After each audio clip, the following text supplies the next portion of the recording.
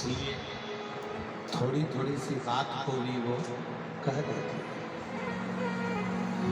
कहने का प्रयास कर देते हैं।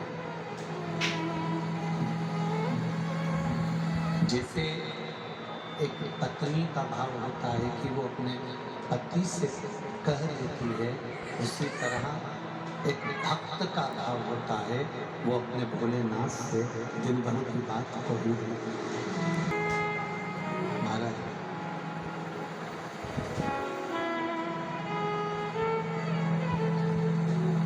पति सुन लेता है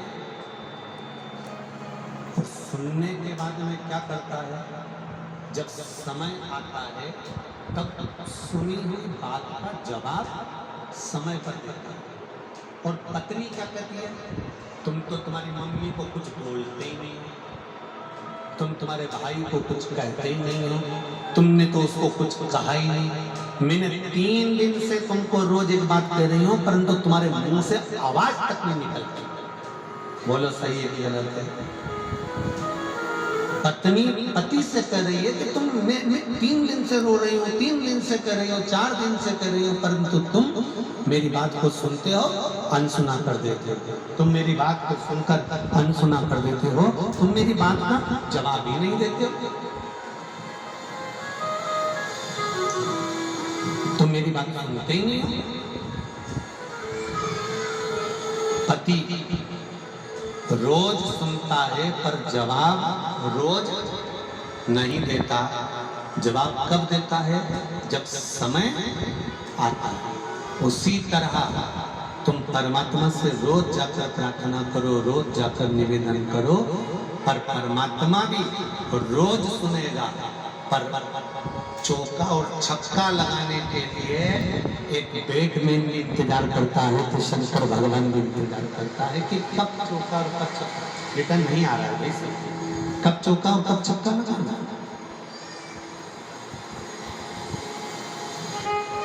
वो इंतजार करते हैं। भगवान भी इंतजार करता है कि कब मुझे इसको क्या प्रदान करना है, कब मुझे इसको क्या देना है। थोड़ा समय का इंतजार करो, थोड़ा सा इंतजार करना पड़ेगा, फिर जब समय आएगा तो भगवान खुद उपज कर कुछ ना कुछ दे देगा। तो प्रार्थना में और ध्यान में अंतर है। प्रार्थना में हम दिल की बात महादेव से करें,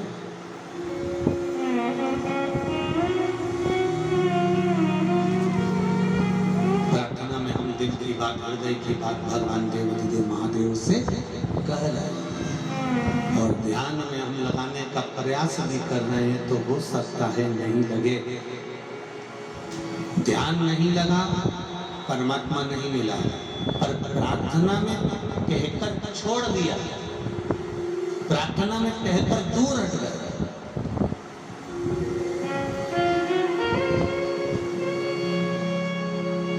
और कहकर छोड़ देने के बाद में वो आगे उसकी मर्जी।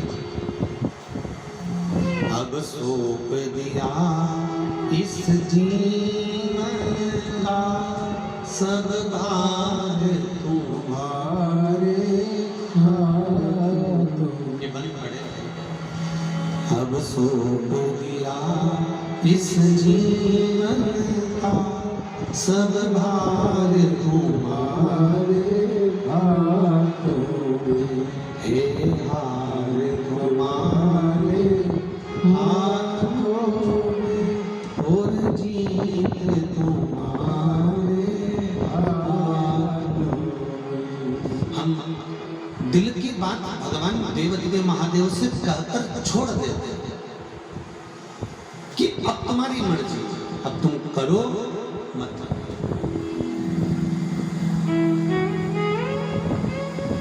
एक बड़ा सुंदर संवाद ध्यान दें। एक बार देवादिदेव महादेव के सामने, जैसे कल कथा में था ना कि चंचुला देवी शंकर भगवान के सामने जाकर खड़ी हो जाती है और चंचुला देवी ठहाका लगाकर हंसती है, और शंकर भगवान उसको समझाते हैं, उपदेश देते हैं और उसको शिव महापुराण तत्व का महत्व समझा देते हैं।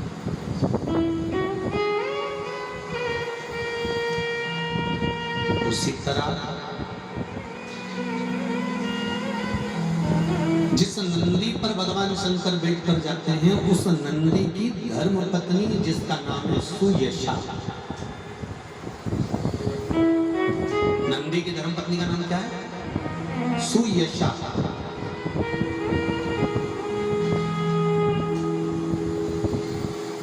ये सुयशा नंदी की धर्म पत्नी एक बार नंदी से कहती है, स्वामी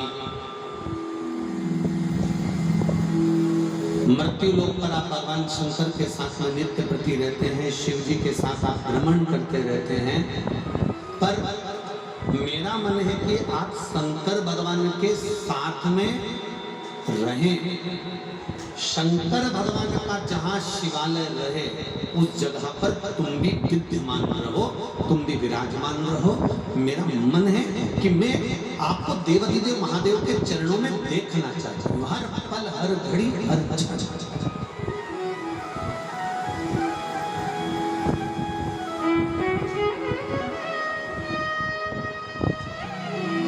देखिए श्रावण शिव महापुराण के महत्व को समझिएगा।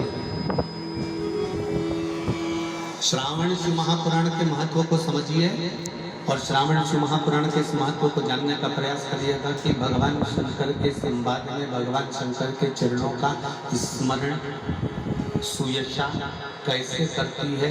और सावन के महीने की पूजन कर कर सुयशा अपने पति नंदीश को, अपने पति नंदी को ऐसा आशीर्वाद दिला देती है जिसके कारण शंकर भगवान के मंदिर में नंदी भी विराजमान हो जाता है। जैसे शिव की पूजन होती है वैसे नंदी की, जैसे शंकर भगवान की पूजन हो रही है वैसे नंदी की पूजन।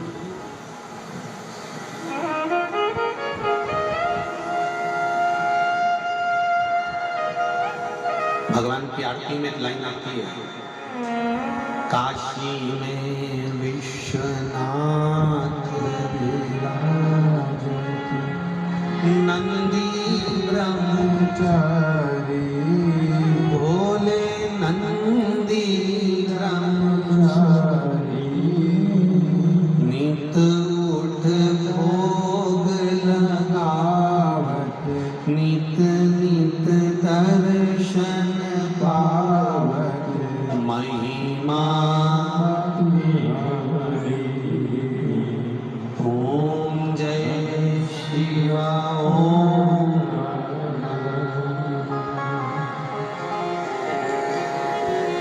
ध्यान देखना जरा,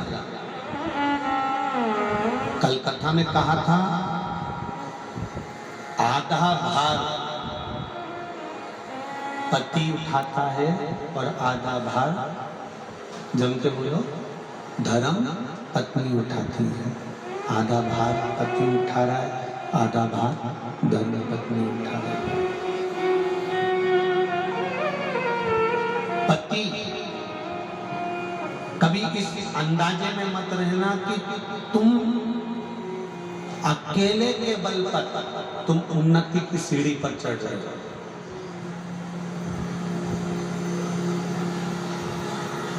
शिव महापुराण की कथा कहती है नारी और पुरुष का आधा शरीर पुरुष का स्त्री का होता है और आधा पुरुष का होता है। उसी तरह स्त्री का भी आधा स्वरूप पुरुष का होता है, आधा स्त्री का होता है, जिसको कहते हैं अर्धनारीश्वर महादेव।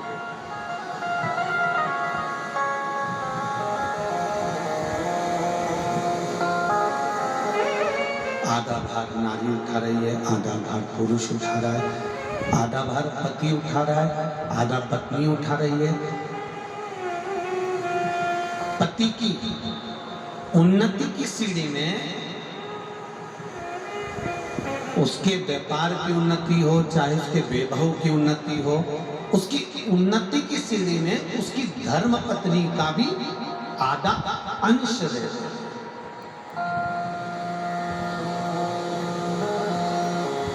पर व्यक्ति ये भूल जाता है, व्यक्ति को ये भान नहीं हो पाता। एक कथा पहले कही थी, आपको स्मरण होगा, एक नौकर छुट्टी लेकर चले गए, सेठ जी को बताया नहीं और चले गए। 15 दिन तक नौकर नहीं आया तो सेठ जी को लगा कि नौकर की तनख्वाह कम थी इसलिए भाग गया होगा। एक काम करता हूँ, मैं तनख्वाह बढ़ा देता हूँ। सेठ जी ने उसकी तनख्वाह बढ़ा दी, नौकर आया और काम पर लग गया। 6 महीने के बाद नौकर फिर चले गया, 20 दिन तक नहीं आया। सेठ जी को गुस्सा आया, मैंने इतनी सारी तनख्वाह बढ़ाई इसकी और बढ़ाने के बाद भी ये तो छुट्टी करके बैठ गया, कुछ भी हो जाए इसकी तनख्वाह आज से कम कर दो। सेठ जी ने कम कर दिया, नौकर फिर आ गया। सेठ जी ने 2 महीने के बाद कहा कि तेरे 15 दिन तू नहीं आया था तो तेरी तनख्वाह बढ़ा दी थी, अभी नहीं आया तो तेरी तनख्वाह घटा दी, तू कुछ मुंह से बोला ही नहीं, तनख्वाह बढ़ी तो कम से कम धन्यवाद तो देना था कि साहब बहुत अच्छी बात है आपने मेरी तनख्वाह बढ़ा दी, और मैंने तनख्वाह कम कर दी तो भी तू नहीं बोला कि आपने तनख्वाह कम कर दी, आखिर क्यों नहीं बोलता। तो इतने में उस नौकर ने कहा, सेठ जी मैं गुरु के चरणों में रहता हूँ, गुरु के चरणारविंद की कथा का रस तत्व ग्रहण करता हूँ। मेरे गुरुजी ने कहा था जब परिवार का कोई सदस्य बढ़ता है तो भगवान उसके भाग्य का धन देना चालू कर देता है, और जब परिवार का कोई सदस्य कट कर दूं ना, अभी ये कट करनी